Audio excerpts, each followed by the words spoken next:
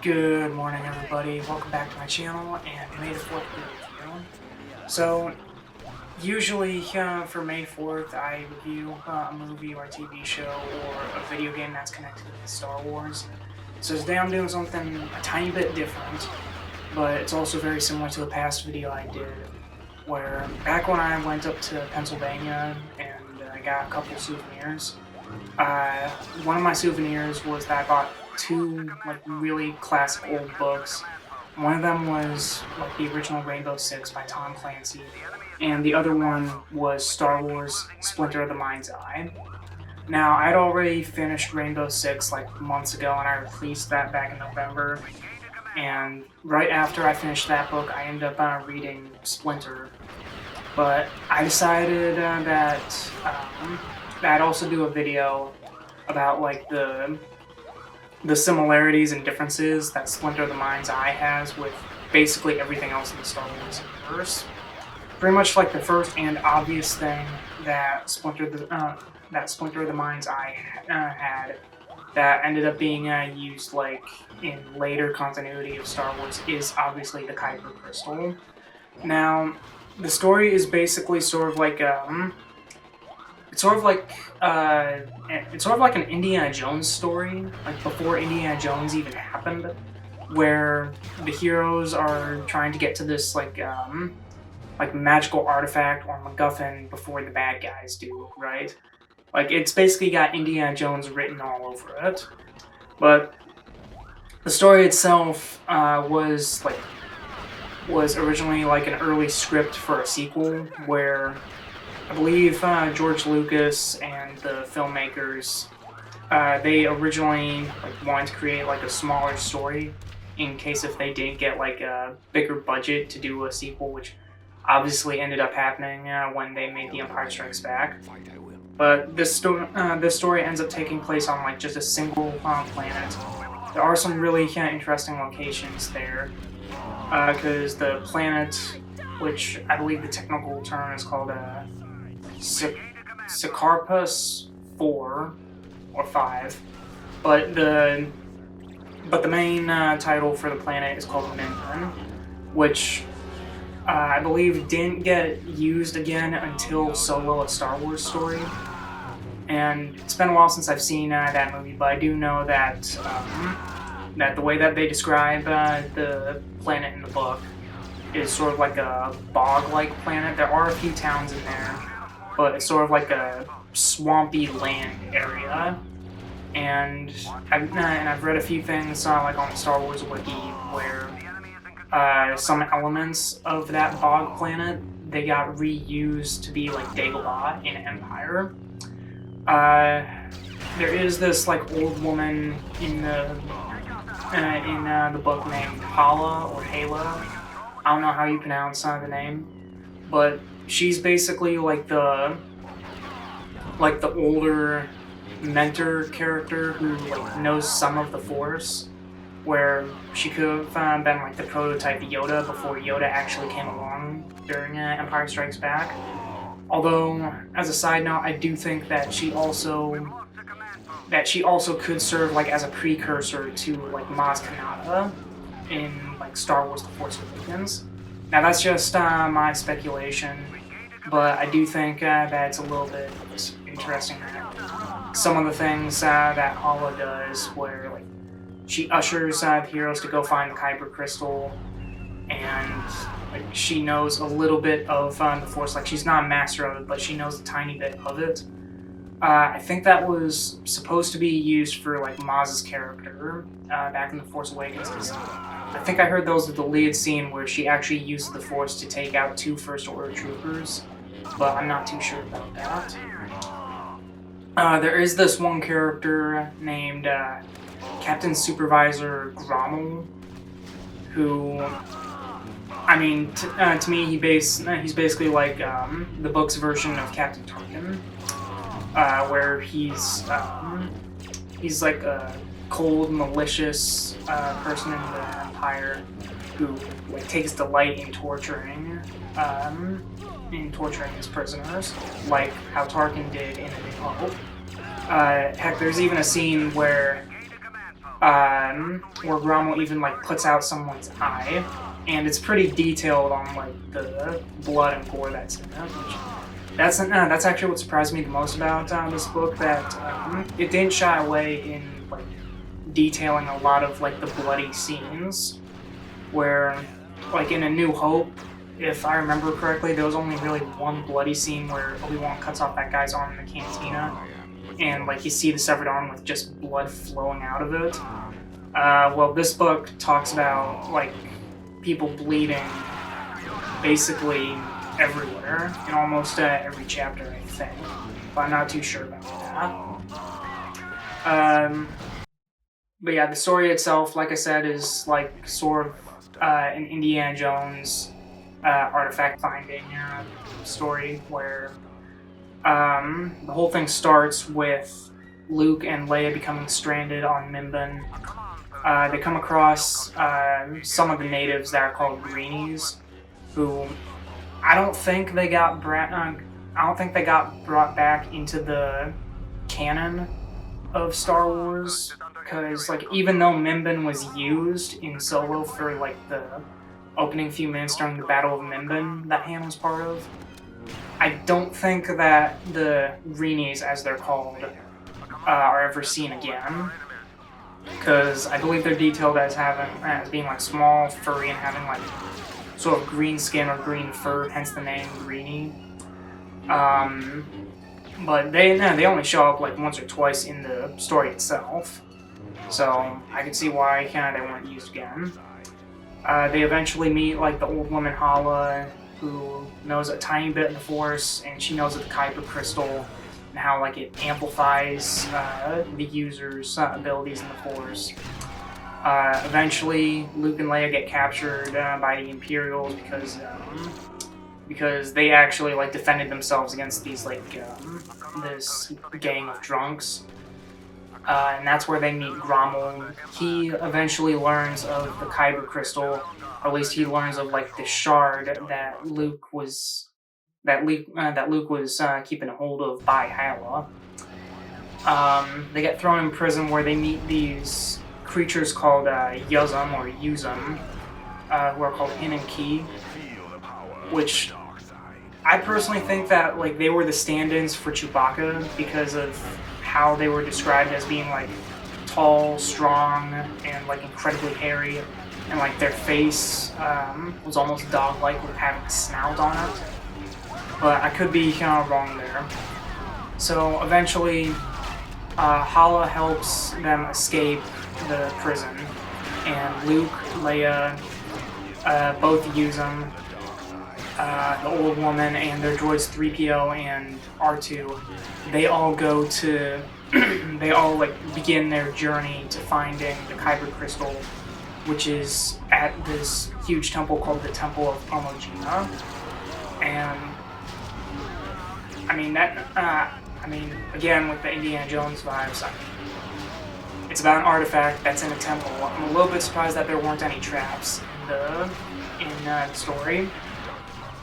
But while there, they meet all this like different wildlife and creatures, such as this Wandrella that's sort of like a worm-like thing. Like it's a giant worm. Along the way, they do meet these like natives called the Kawe.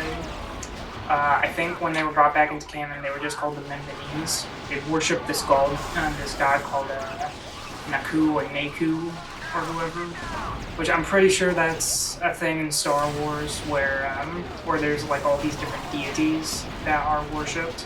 I mean, the droids, especially C-3PO, talks about like thanking the Maker. It is mentioned about like the Emperor dissolving the Senate, which I can't remember if they specifically said that in A New Hope. But I do know that like when the prequel movies rolled around, like it actually shows Emperor Palpatine like getting rid of the Galactic Republic and the Senate, and then forming the Empire. There's a lot of things I mentioned in the book that just don't show up again in Star Wars lore, whether canon or not. Like there's a metal called Titanium, which I don't think ever shows up again. There's a vehicle called a Mud Crawler. I think the closest thing that people can think of that would be a cross between a land speeder and a sand crawler. And that's just my guess, just from how it's talked about in the book. There is another creature in the Splinter of the Mind's Eye book called a Thrella, but I can't even remember what it's supposed to look like based on what the book told me. When they finally get to the Temple of Pomojima, like they see this like statue carving of him, and excuse me, and the way that the statue is described of like this this sort of humanoid creature having like these like leathery wings with sharp claws, and like where a face should have been like it's like these tentacles right under the eyes. I don't know if this was intentional, but it kind of makes me think of Cthulhu, and I don't know if that was their intention, but what I do know is that like later in the lore of the expanded universe of Star Wars, there was this character named like Abeloth, who, from what I read, is supposed to be like the Star Wars version of Cthulhu, as being like a cosmic terror that's like more mystical than anything, but is still connected to the Force. So that sounded pretty interesting. Towards the end of the book, when Luke and Leia finally have their showdown with Vader, Leia is the one who actually initiates the fight, where she actually holds her own against Darth Vader with a lightsaber. I don't know. Again, I don't know if this was the intention, but it was almost like a foreshadowing to other expanded universe stories where Leia actually becomes a Jedi. And even in like the Star Wars sequels, when there's flashbacks of Leia actually like training with a lightsaber and training with Luke to become a Jedi. Now, in The Rise of Skywalker, she quit training like I believe the night before she was gonna become a full-fledged Jedi Knight, but this was always pretty cool foreshadowing of it.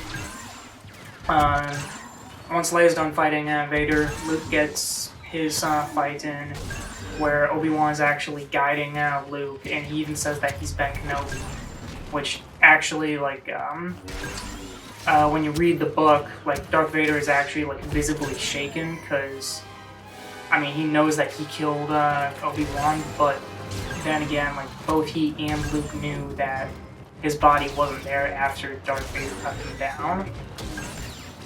So that was a nice little touch that they had.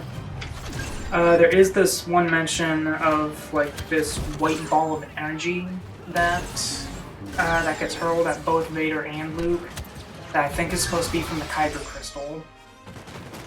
I'm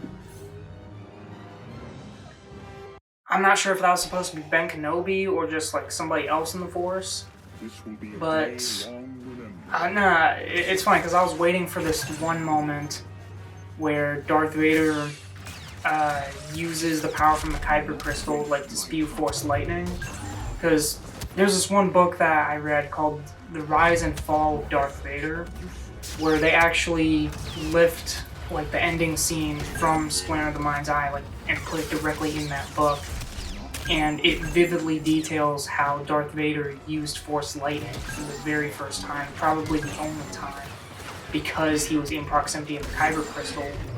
And I don't think I saw it I don't think I read it in that book, but there was a nice little bit of other foreshadowing of the way that Luke ends his duel with Vader is that he cuts off the right arm, which, again, I don't know if this was intentional, but it was pretty cool foreshadowing for not only The Empire Strikes Back, but also Return of the Jedi and Attack of the Clones, where Darth Vader cuts off Luke's hand, then Luke cuts off his in Return of the Jedi, and then in Attack of the Clones, Count Dooku cuts off Anakin's arm. Or maybe that's a reach, I don't know. Going back to the Coway for a second, I forgot to mention that in some ways I kind of saw them a little bit like the Ewoks, in that they were kind of like a primitive species that were native to their planet, who they eventually had to rise up and fight the Empire when the heroes got them tangled into the whole battle between the rebels and the Imperials. Even though like the Ewoks look nothing like the Cowley, I still thought it was kind of a little bit funny and possibly even more like of a nod forward to Return. At the very end of the book, after like Vader gets defeated in like the most Disney way possible of literally stumbling back and falling into a pit, Luke and Leia like reach the surface, and Luke uses the powers of the Kyber crystal to heal both himself and Leia. And I think this is the first time that we ever saw like the Force healing in any of Star Wars lore, which was mainly brought back in the Rise of Skywalker, but has also been part of like movies and video games. Well, sorry, not movies, TV shows and video games where Force users use the Force to heal. The one I remember the most was in like Star Wars Episode 3, like the video game where you can use Force points to heal yourself during a battle.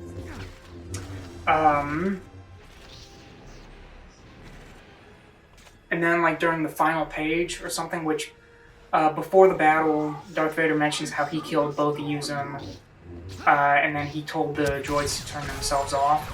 Well, the next time Luke and Leia see 3PO and R2, 3PO starts talking about how Darth Vader somehow knew like all the correct passcodes and all the correct commands to tell them to shut themselves off.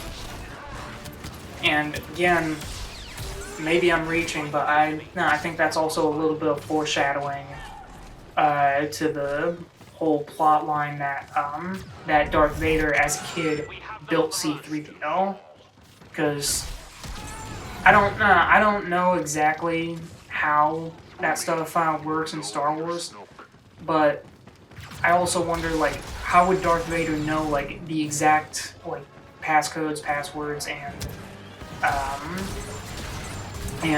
commands to tell R2 and 3PO to shut themselves off if he didn't have some kind of past history with both of them. But that's just my guess, though. There are some elements that have been reused in canon, which, like I said, the biggest thing is the Kyber crystal. Most notably off the top of my head, that's been used as like a cheat code for video games such as Star Wars 3 the video game or Star Wars The Force Unleashed. It got brought back into Star Wars canon when they started talking about, like in Star Wars The Clone Wars, the color crystals that the Jedi use for their lightsabers are called Kyber crystals. Now it's a different spelling, where in the book it was Kaiburr,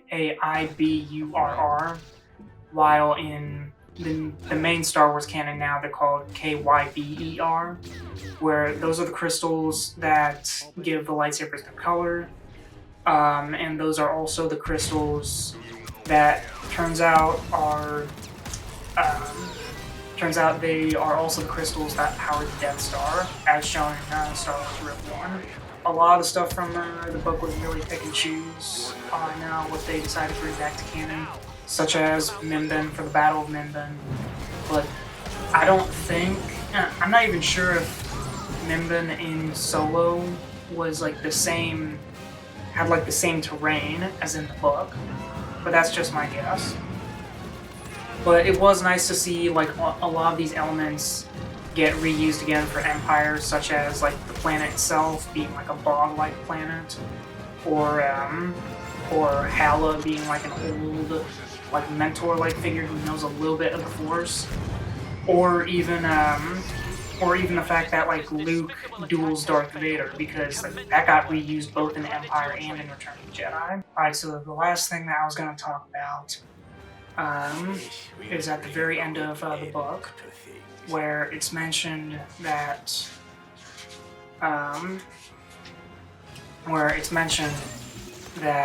when Luke uses the crystal on himself and Leia to like, heal themselves, it's mentioned that the way that the light from the crystal like travels over their bodies and is all luminous and everything is similar to the Saint Elmo's fire. And originally I thought that this was something from Star Wars lore, but when I looked it up, I quickly found out that that's an actual like legend from like our world. So when I looked it up, St. Elmo's Fire is basically a thing of like where electrical discharge causes like this luminous plasma and light to just travel across the sky. Which, funny enough, when I looked it up and saw a couple pictures of it, it kind of looked a little bit like the Force Lightning that the Emperor uses. So I think it's a little bit funny that that Star Wars book talks about like a weather phenomenon, as they put it. How it talks about like a weather occurrence that happens like in the real world. But I was not expecting a little deep dive into a little bit of history. But that was pretty cool. Fun of the author to put that in the book. But that's really it from the book itself. I do think that the Splinter of the Mind's Eye book, like, unfortunately, it just goes to show that that they really shouldn't have canned the expanded universe, because like all they're doing is like just picking and choosing what they want from the expanded universe and putting it in their canon anyway, which I do kind of understand why they got rid of it all, because like if I'm right, the expanded universe, like they basically logged in like the next thousands of years, maybe even million of years, like after the events of Return of the Jedi. So there really weren't a lot of gaps that they could have done. I'm pretty sure they could have found something. But all in all, this is a great book that has like elements of the old Star Wars movies, and has a lot of like little references that are sort of like call forwards to the rest of the franchise, and like not just the Kyber crystal, like a lot of the other creatures and people that they meet. Like they even mention a few characters and events from like the old, from like A New Hope, such as like the Death Star, Han Solo, Chewbacca, like all of those characters, even though they don't appear. But it's a really great read. If you're able to track it down, like at an old bookstore, like how I found it, I highly recommend buying the book and reading it for yourself. It's only 200 pages long, but it's a great read. But that's really it for me, you guys. May the Force be with you, always.